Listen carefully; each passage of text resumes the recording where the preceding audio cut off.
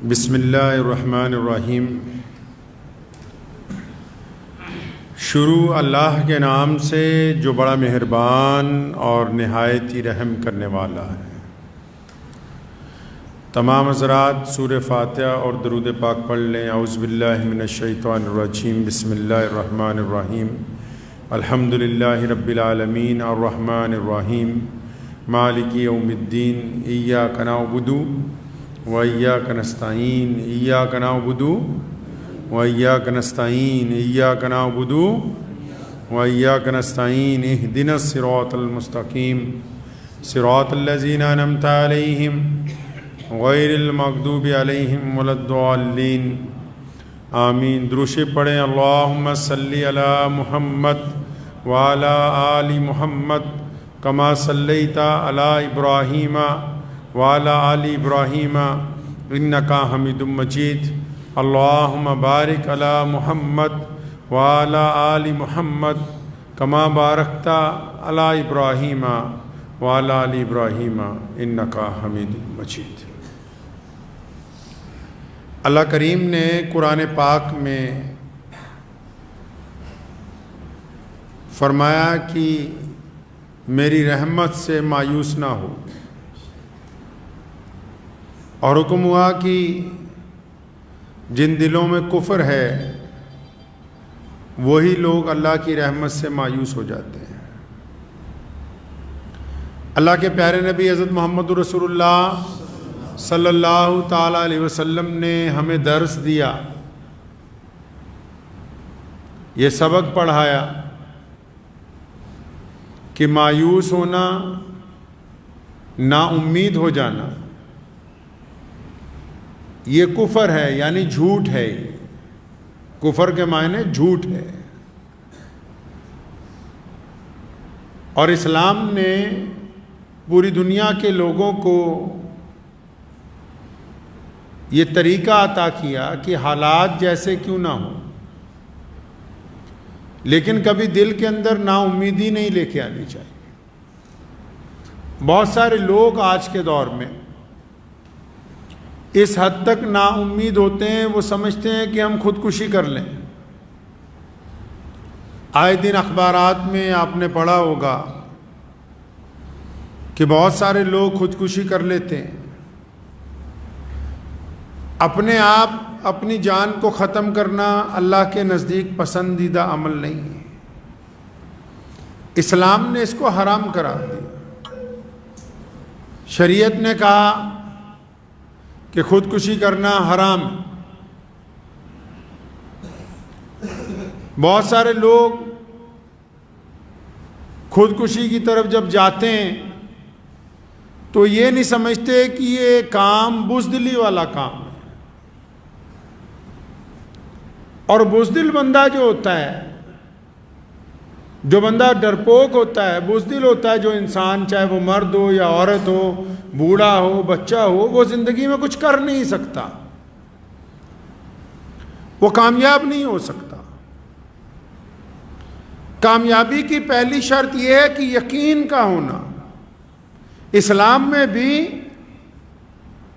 ایمان کی پہلی شرط کیا ہے؟ یقین ہونا اس بات پر کہ میں اللہ تبارک و تعالیٰ کی عبادت کرتا ہوں، محمد رسول اللہ کی اطاعت کرتا ہوں۔ اسی طرح دنیا کے تمام کاموں میں، چاہے وہ مسلمان ہیں یا غیر مسلم ہیں، اگر ان کا یقین نہیں ہے، کمزوری ہے یقین کے اندر، خود اعتمادی نہیں ہے، سیلف کانفیڈنس ان کے اندر نہیں پایا جاتا ہے، اور وہ مایوس ہوتے ہیں بات بات پر، اور پھر وہ چاہتے ہیں کہ ہم اپنی زندگی کو ختم کر لیں، تو یہ سب سے بڑی بیوقوفی والا عمل ہے۔ لوگ خودکشی کی طرف کیوں جاتے ہیں؟ اچھا، یہ ضروری تو نہیں کہ صرف کوئی غریب آدمی خودکشی کرتا ہو۔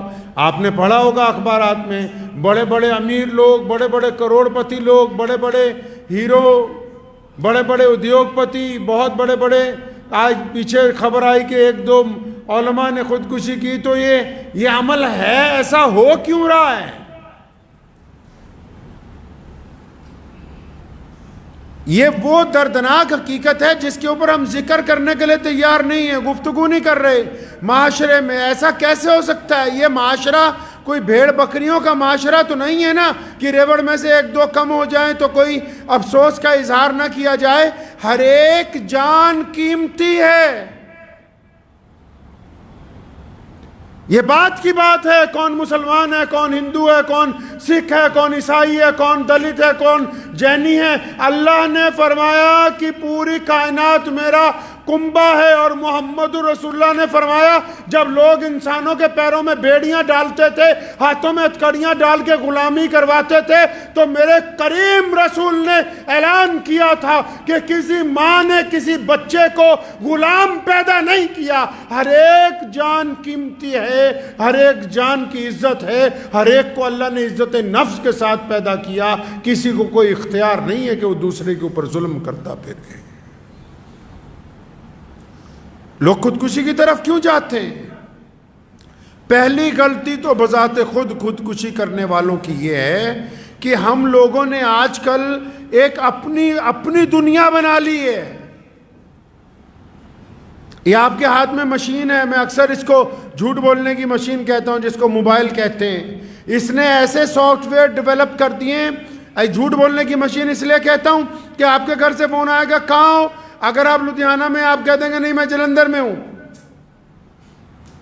بالواسطہ غیر ضروری طور پر ضرورت بھی نہیں ہے، پھر بھی اس نے عادت ڈال دی آپ کو جھوٹ بولنے کی. تو اس مشین نے بھی خودکشی میں ایک بڑا کردار ادا کیا. آپ اگر فیس بک چلاتے ہیں اس کے نیچے لکھا ہوتا ہے میٹا.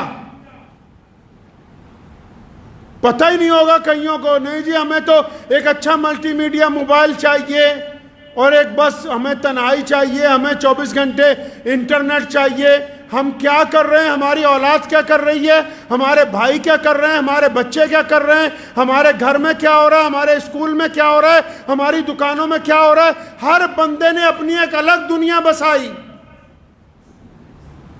اب جب الگ دنیا بسائی تو ہر بندے کی امیدیں بھی الگ سے. خودکشی کا عمل کہاں سے شروع ہوتا ہے؟ بندہ کیوں جاتا ہے اس طرف؟ کیونکہ وہ ایسے لوگوں سے ایسی امیدیں لگاتا ہے جو اس کو اس قابل سمجھتے ہی نہیں کہ ہم نے اس کے ساتھ ایسا معاملہ کرنا ہے. ایسی امیدیں لگاتا ہے، کسی سے غیر ضروری امیدیں کہ اچھا یہ مجھے بہت زیادہ عزت دے گا، اچھا وقت آنے پر یہ میرا ساتھ دے گا، اچھا یہ میرے ساتھ پیار کرے گا، جبکہ اظہار بھی نہیں ہے، لیکن اپنے دماغ میں ایک دنیا تیار کر لی چاروں طرف. اور ایسے لوگوں سے امیدیں لگا لی جو آپ کی امید پر کھرے نہیں اتر سکتے. اچھا جب آپ نے تو خود ہی امیدیں لگائی ہوئی ہیں، اپنے پاس سے امیدیں لگائیں، اپنے پاس سے آئیڈیا بنائے، اپنے پاس سے خیالی پلاؤ بنائے، اور جب آپ ان کو پریکٹیکل شکل میں عملی جامہ پہنانے کی کوشش کرتے ہو، سامنے والے کے سامنے اپنی بات رکھتے ہو، اگلا صاف انکار کر دیتا ہے، اسے پتہ ہی نہیں چلتا کہ اس کے اندر تو توڑ پھوڑ مچ گئی، کہ یہ تو بہت امید لگائے بیٹھا تھا. تو امید لگانے والوں نے پہلے یہ طے نہیں کیا کس سے امید لگائی جائے یا کس سے نہ لگائی جائے. اور لوگوں سے امید لگانے والے لوگ کب کامیاب ہوتے ہیں؟ اگر امید لگانی ہے اس رب کریم کی ذات سے لگائی جائے، جس نے کہا ہے کہ حالات اگر بدترین بھی ہو جائیں اور بندہ اپنے رب پر یقین رکھتا ہو تو رب کریم وہ ذات ہے. فرمایا سورہ یوسف میں کہ جنہوں نے ہم پر یقین کیا پھر کنویں سے نکال کے اللہ نے ان کو تخت پر بٹھا دیا. کوئی یقین کر سکتا ہے کہ ایک بندے کو اس کے بھائی لے جا کے کنویں میں ڈال دیں، اور اندھیرے کنویں میں، خشک کنویں میں، جس میں سانپ بھی ہوں، بچھو بھی ہوں، جس کی گہرائی بھی بہت زیادہ ہو، جو جنگل میں ہو، اور جب اس کو ڈال دیا جائے تو پھر اس بندے کے پاس کیا ہو سکتا ہے کہ سوائے موت کا انتظار کرنے کے؟ لیکن وہ رب کا عزیز بندہ ہے، رب کا نبی بندہ ہے، تو امت کو سکھانے کے لیے کیا کیا؟ اپنے رب پر توکل کیا کہ میرے رب کی ذات میرے ساتھ ہے. اور پھر کیا ہوتا ہے؟ پھر اللہ تعالیٰ اس کنویں میں سے اپنے بندے کو باہر نکلوا لیتے ہیں، اور نکال کے کہاں بھیجا؟ نکال کے بھیجا کہاں؟ مصر کے بازار میں، اور بکتے ہوئے کہاں پہنچے؟ بادشاہ کے دربار میں، اور پھر بکنے کے بعد بادشاہ کے دربار میں پہنچنے کے بعد ایک وقت ایسا آیا کہ بادشاہ کا تخت حضرت یوسف علیہ السلام کو عطا ہو گیا۔ اگر اللہ پہ امید لگائی تو اللہ نے اندھیرے کنویں سے مصر کی بادشاہی عطا فرما دی۔ تو جو لوگ خودکشی کرنے کا سوچتے ہیں، کیا کبھی وہ اپنے رب کے متعلق نہیں سوچتے؟ خودکشی تو وہ کریں جن کا کوئی رب نہ ہو، جن کا اعتقاد نہ ہو، جن کا یقین خدا پر نہ ہو۔ یہ ذہن میں میرے اس لیے گفتگو آئی کہ آج سے 2-3 دن پہلے ایک صاحب کا اچانک دوپہر کو فون آیا کہ میں اس کام کے لیے جا رہا ہوں، تو مجھے سخت پریشانی ہوئی، لمبی گفتگو فون پر ہوئی، تو ماشاءاللہ وہ گھر کو لوٹے۔ لیکن کیا ہم لوگ اس عمل کو کرنے سے پہلے یہ سوچ نہیں سکتے کہ اللہ کی رحمت سے مایوس ہونا گناہ ہے؟ اللہ نے ہمیں ہمت عطا کی ہے، طاقت عطا کی ہے، شعور عطا کیا ہے۔ یہ عمل انسانوں کے قابل نہیں ہے، یہ بزدلوں کا کام ہے۔ کسی نے کہا ہے نا کہ زندگی زندہ دلی کا نام ہے، زندگی زندہ دلی کا نام ہے۔ مردہ دل کیا خاک جیا کرتے ہیں؟ اپنے دل کو جوان رکھنا نہایت ضروری ہے۔ اور دلوں کی خوراک کس میں ہے جی؟ دلوں کی خوراک اللہ کے ذکر میں ہے، دلوں کی خوراک دوسروں کی مدد میں ہے، دلوں کی خوراک نیت کی پاکی میں ہے، دلوں کی خوراک محبت کے اندر ہے، دلوں کی خوراک ایک دوسرے کے اندر سلوک پیدا کرنے سے ہے، دلوں کی خوراک ایک دوسرے کو حق ادا کرنے سے ہے۔ دل تو تب جوان ہوگا نا جب اس کو خوراک اچھی ملے گی۔ اگر ہم 24 گھنٹے گالیاں دیتے رہیں، اگر ہم 24 گھنٹے گناہ کرتے رہیں، اگر ہم حرام مال کھاتے رہیں، اگر ہم حرام مال پیتے رہیں، اگر ہم حرام مال کی کمائی میں لگے رہیں، تو پھر دل مردہ ہو جاتے ہیں۔ پھر مہنگی گاڑیاں ہمارے سفر کو آرام دہ نہیں بناتی، پھر بڑے بڑے محل میں لگے ہوئے بہترین پلنگ اور بستر ہماری نیند کو آنے نہیں دیتی، پھر اچھے ڈائننگ ٹیبل پر لگے ہوئے طرح طرح کے کھانے ہمارے حلق میں نیچے اترنے کے لیے تیار نہیں ہوتے۔ خوشیاں پیسوں کے اندر نہیں ہیں، خوشیاں دولت کے اندر نہیں چھپی ہوئی، خوشیاں اچھے کپڑوں میں نہیں چھپی، خوشیاں اچھی شکل اچھی صورت میں نہیں چھپی ہوئی۔ اگر آپ کو خوشیاں تلاش کرنی ہیں تو سب سے پہلے اپنے دل کو اس بات پر راضی کرنا ہوگا۔ میرے کریم رسول حضرت محمد رسول اللہ صلی اللہ علیہ وسلم نے فرمایا نیچے دیکھو اوپر نہ دیکھو،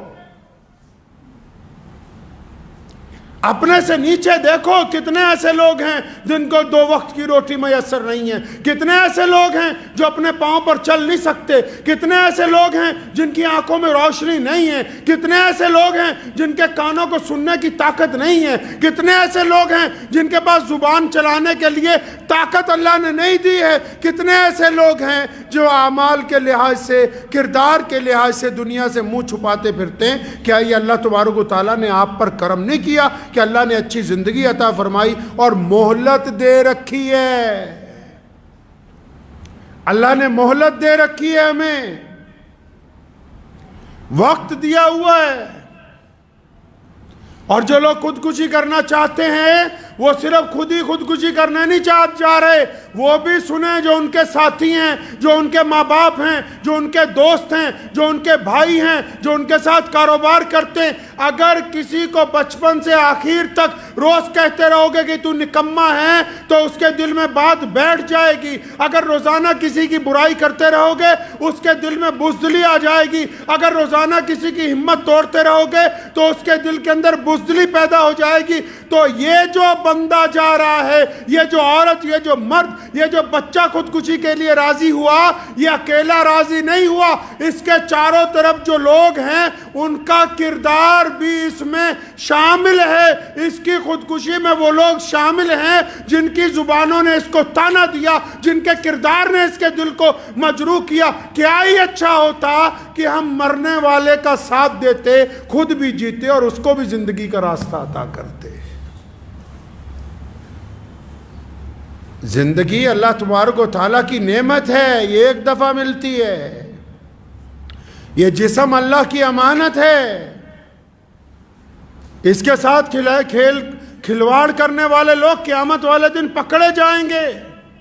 اور یہ معاشرہ تو اتنا گندا ہو گیا، ایسے لوگ ہو گئے ہیں کہ اگر کوئی بندہ خودکشی کر لے تو اس کے گھر والوں کو کیا کہیں گے؟ جی اس کی جنازہ نہیں ہو سکتا، اس کے لیے دعا نہیں ہو سکتی۔ کبھی اپنے گریبان میں جھانک کر دیکھا ہے کیا تمہارے لیے دعائیں ہو سکتی ہیں؟ اپنی راتوں کو دیکھا ہے؟ کبھی اپنے کردار کو اندر جھانک کے دیکھا ہے کہ ہم کس مقام پر کھڑے ہیں؟ اللہ نے اگر ہمارے گناہوں کو ڈھانک رکھا ہے، اس کا مطلب یہ نہیں کہ یہ انگلی کسی اور کی طرف اٹھائی جائے۔ یہ باقی کی انگلیاں اس بات کا اشارہ کر رہی کہ جس طرف تو انگلی اٹھا رہا ہے ان سے زیادہ خراب تیرا خود کا کردار ہے۔ کہ جی خودکشی والے کے لیے تو جنازہ نہیں ہے، خودکشی کرنے والے کے لیے تو دعا نہیں ہے۔ کون کہتا ہے کہ اس کے لیے مغفرت کی دعا نہیں ہو سکتی؟ کہاں لکھا ہے؟ کس کتاب نے کہا؟ پیارے نبی حضرت محمد رسول اللہ صلی اللہ علیہ وسلم نے کہیں منع نہیں کیا۔ ٹھیک ہے، ایک بندے نے غلطی کی، اگر کسی کا بچہ غلطی کرے، کوئی بڑا غلطی کرے، گھر کا فرد غلطی کرے تو کیا گھر والے اس کو مار دیتے ہیں؟ آپ کے جسم کا کوئی اعضا خراب ہوتا ہے تو کیا کاٹ کے اس کو پھینک دیتے ہو؟ معاشرے میں اگر کوئی بچہ اس طرف چلا گیا، اگر کوئی نشے میں چلا گیا، کوئی منشیات میں چلا گیا، صبح شام اس کی برائی ہے، کیا برائی سے بہتر اس کو چھاتی سے لگانا ضروری نہیں ہے؟ پیارے نبی حضرت محمد رسول اللہ صلی اللہ علیہ وسلم کے دور میں ایک شخص نے شراب پی، حکم ہوا کہ اس کے درے لگائے جائیں۔ مسجد نبوی میں جب درے لگائے جا رہے تھے، نبی علیہ السلام بڑے بے چین ہوئے۔ تو وہاں کھڑے ہوئے ایک صحابی نے، ایک عرابی نے کہہ دیا کہ تیرا ستیہ ناز ہو، تو نے بہت برا کام کیا۔ کریم رسول صلی اللہ علیہ وسلم ناراض ہوئے، اسے پکڑا گریبان سے، فرمایا ادھر آ، تجھے کس نے کہا کہ میرے صحابی کو بد دعائیں دیتا؟ پھر ہم کو اس کے عمل سے نفرت ہے، بندے سے۔ ہم کو اس کے عمل سے نفرت ہے، بندے سے نفرت نہیں ہے۔ اگر کوئی غلطی کرتا ہے گھر میں، پڑوس میں، معاشرے میں، دوستوں میں، تو یہ کیا رت لگا لی کہ سارا معاشرہ لگ جائے کہ یہ خراب ہے، اس کو نکالو، اس کو نکالو۔ آج کل بڑے بڑے مدثر، بڑے بڑے درس دینے والے اور بڑے بڑے پروفیسر یہی کہتے ہیں کہ فلاں کالونی میں نہیں جانا، فلاں علاقے میں نہیں جانا، وہ علاقہ ٹھیک نہیں ہے۔ ارے اچھے لوگوں میں بیٹھ کے اچھے بننا کمال کی بات نہیں ہے، برے لوگوں میں جا کے ان کو اچھا بنانا یہ کمال کی بات ہے۔ اچھوں میں جا کے اچھی باتیں کی تو کیا کی ہے، بروں میں جا کے اچھائی کی تبلیغ کرنا کمال کی بات ہے۔ بروں کا جا کے اپنی چھاتی سے لگانا کمال کی بات ہے، غریبوں کو جا کے اپنی چھاتی سے لگانا، اور جن کے دل تڑپے ہوئے ہیں، ایک دوسرے کا چہرہ پڑھنے کا فن سیکھو۔ مسلمانوں، اللہ نے ہمیں دنیا میں اس لیے بھیجا ہے، صرف اس لیے نہیں کہ ہم صرف کھانے کمانے آئے۔ اللہ نے یہ پوری دنیا میں سب سے بڑا جو دین بنایا، یہ اس لیے بنایا کہ ہم دنیا کے ہر فرد کا دکھ درد سمجھنا جانتے۔ پیارے نبی حضرت محمد رسول اللہ کہیے صلی اللہ علیہ وسلم، صلی اللہ علیہ وسلم جو ہیں وہ مسجد نبوی سے باہر تشریف لائے۔ ایک بوڑھی عورت، ایک پگلی عورت، ایک سدری عورت جس کا دماغ نہیں چلتا، تپتی ہوئی ریت ہے، گرمی کا مہینہ ہے، وہ دوڑتی ہوئی آئی، یا رسول اللہ مجھے تو آپ سے بات کرنی ہے۔ آج آپ چلے جاؤ کسی بڑے آدمی کے پاس، کسی بیپاری کے پاس، ٹائم ہی نہیں ہے بات کرنے کا، وقت نہیں ہے مسکرا کے ایک دوسرے کو دیکھنے کا۔ اب اپنے گھر میں ہی چلے جاؤ، جتنا کنبہ ہے سارے اپنے اپنے موبائل لے کے بیٹھے، ایک دوسرے کی شکل دیکھنے کا وقت نہیں ہے، ایک دوسرے کا چہرہ پڑھنے کا وقت نہیں ہے۔ اس حد تک ٹیکنالوجی نے ہمیں نیچے گرا دیا ہے معاشی طور پر، اخلاقی طور پر. تو یہ عورت آئی جو پگلی سمجھتے ہیں، سدرے لوگوں کو کہتے ہیں، مینٹلی ڈس آرڈر جو ہوتے ہیں. اندازہ لگاؤ پوری کائنات میں سونے محمد صلی اللہ علیہ وسلم سے زیادہ کوئی بیزی تھا؟ ان سے زیادہ کوئی بیزی ہو سکتا ہے؟ جنہوں نے 23 سال میں اتنا بڑا دین کھڑا کیا، اتنا بڑا امپائر کھڑا کیا کہ آج 1450 سال کے بعد بھی کروڑوں دل، 250 کروڑ دلوں میں کلمہ لا الہ الا اللہ محمد رسول اللہ دھڑکتا ہے. اور دنیا کا کوئی ایسا بڑا چھوٹا نہیں ہے جس کو پیارے نبی صلی اللہ علیہ وسلم کا نام نہ پتہ ہو. کتنے مصروف ہوں گے، کتنا وقت ان کے پاس بیزی شیڈیول ہوگا. وہ صدری عورت آئی، یا رسول اللہ آپ سے الگ سے بات کرنی ہے.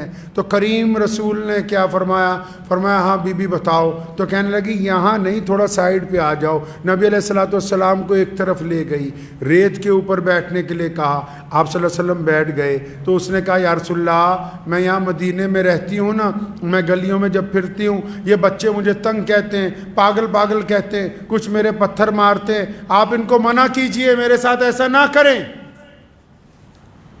تو نبی علیہ الصلوۃ والسلام نے اسے دلاسا دیا، فرمایا ٹھیک میں آج ہی یہ حکم جاری کرتا ہوں کہ آج کے بعد تمہیں کوئی تانا نہیں دے گا، آج کے بعد تجھے کوئی کچھ نہیں کہے گا. اور نبی علیہ الصلوۃ والسلام کے احکامات کی صحابہ اکرام نے ایسے اتباع کی ہے کہ بندہ ویسی جماعت دوبارہ کائنات میں دیکھ نہیں سکتا. محمد رسول اللہ نے کہا تھا امیر اور غریب، کالا اور گورا ایک برابر ہیں. ایک دفعہ غلطی سے ایک صحابی نے سیدنا بلال کو کہا کالی ماں کے بیٹے. سیدنا بلال ناراض ہوئے تو صحابی اتنا گھبرائے، نبی علیہ الصلوۃ والسلام کی طرف سے ابھی تاکید نہیں آئی بلکہ اپنا سر ریت پر رکھا. سیدنا بلال کھڑے ہیں، فرمایا میرے سر پہ ریت ڈالو، مجھ سے غلطی ہو گئی اور میرے چہرے پر پاؤں رکھ کے نکلو کہ میں نے نبی علیہ الصلوۃ والسلام کے حکم کی عدولی ہوئی. سیدنا بلال نے انہیں اٹھا کے چھاتی سے لگایا. فرمایا جب دلوں میں یہ احساس بیدار ہو جائے کہ کالا اور گورا ایک برابر ہے، اس کا مطلب رسول اللہ کے حکم کی اتباع ہو گئی ہے. اب اس عورت نے جب کہا تو نبی علیہ السلام نے کہا ٹھیک ہے. اس نے ایک آدھے کام اور بتائے، نبی علیہ السلام نے کہا ٹھیک ہے ہم کر دیتے ہیں. بہت دیر جب باتیں کرتی ہوئی ہو گئی تو آپ صلی اللہ علیہ وسلم کو اچانک اس نے کہا یا رسول اللہ اب آپ جا سکتے ہیں. جب وہ چلی گئی صحابہ نے کہا یا رسول اللہ، بڑے ادب سے کہا یا رسول اللہ یہ جو عورت آئی تھی نا یہ سدری تھی، کملی تھی، پاگل تھی. کریم رسول علیہ الصلوۃ والسلام نے فرمایا ہاں مجھے بھی پتہ ہے یہ سدری ہے، مجھے بھی پتہ ہے یہ کملی ہے، سارا مدینہ اس کی نہیں سنتا، میں بھی نہیں سنوں گا تو پھر کون سنے گا؟ اللہ کے نبی علیہ السلام کی سنت ہے ان لوگوں کے ساتھ بیٹھنا جن سے کوئی بات نہیں کرتا.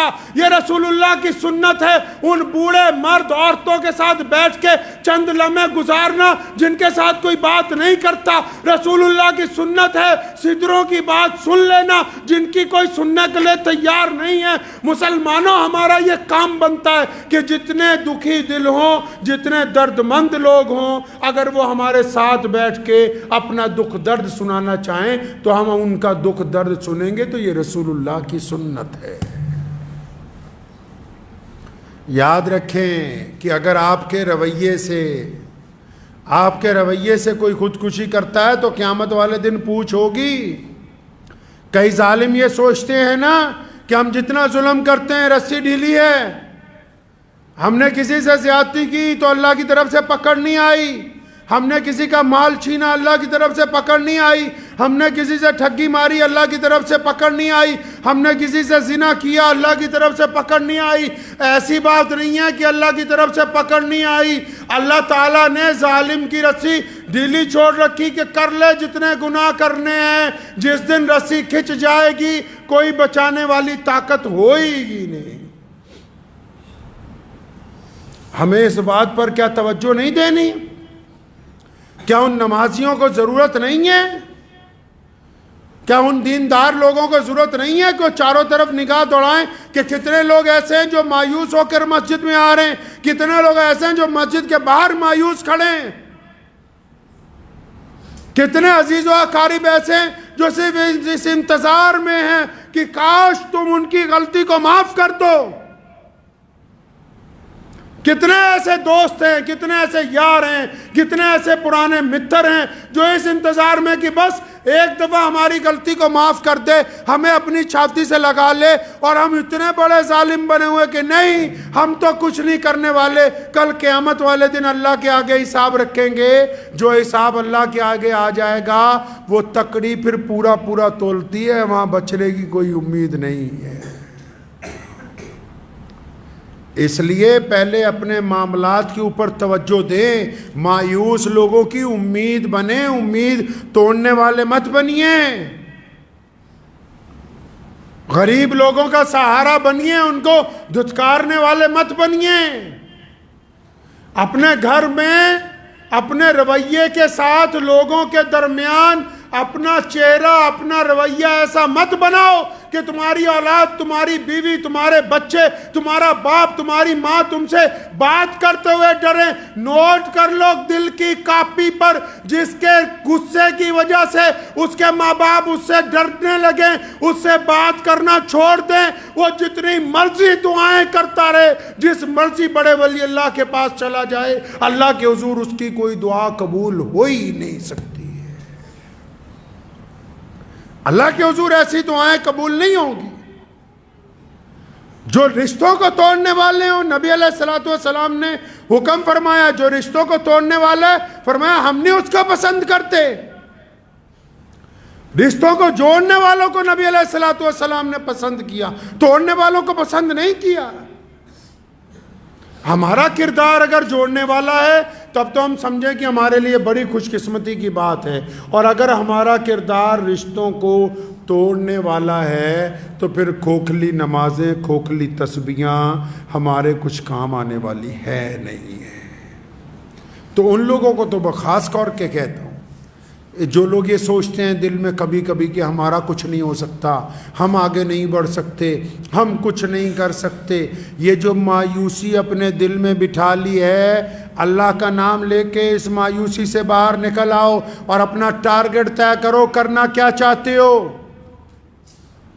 اللہ تعالیٰ نے فرمایا میں اپنے بندے کے گمان کے ساتھ ہوں. میرا بندہ جو دل میں آئیڈیا بناتا ہے, اللہ فرماتے ہیں کہ میں اپنے بندے کے آئیڈیا کے ساتھ ہوں. یہ چاہتا کیا ہے؟ اگر آئیڈیا ہے کہ میں نے بڑا آدمی بننا ہے, آئیڈیا ہے کہ بڑا بزنس مین بننا ہے, آئیڈیا ہے کہ عالم بننا ہے, آئیڈیا ہے کہ میں سیاست میں آگے نام کمانا چاہتا ہوں, آئیڈیا ہے کہ میں بہت بڑا ادیوگ پتی بننا چاہتا ہوں, اللہ کہتے ہیں کہ جب میرا بندہ ارادہ کرتا ہے. اور مسلمانوں سنو, اللہ کے بندوں کی بات ہو رہی ہے, رب کریم کے کن کی بات ہو رہی ہے؟ بندوں کی, صرف مسلمانوں کی نہیں. قرآن نے کہا الحمدللہ رب العالمین, فرمایا کہ تمام تعریفیں اس رب کے لیے جو تمام عالم کا پالنہار ہے, اور جس نے طے کر لیا. اللہ فرماتے ہیں جب میرا بندہ طے کرتا ہے نا کہ میں نے آگے بڑھنا ہے, فرماتے ہیں پھر میں اس کی امید پر کھرا اترتا ہوں. جب اس نے طے کر لیا کہ میں نے بڑا بننا ہے تو جب یہ ایک قدم بڑھائے گا اس کو آگے چلا دیا جائے گا پھر انشاءاللہ تعالی.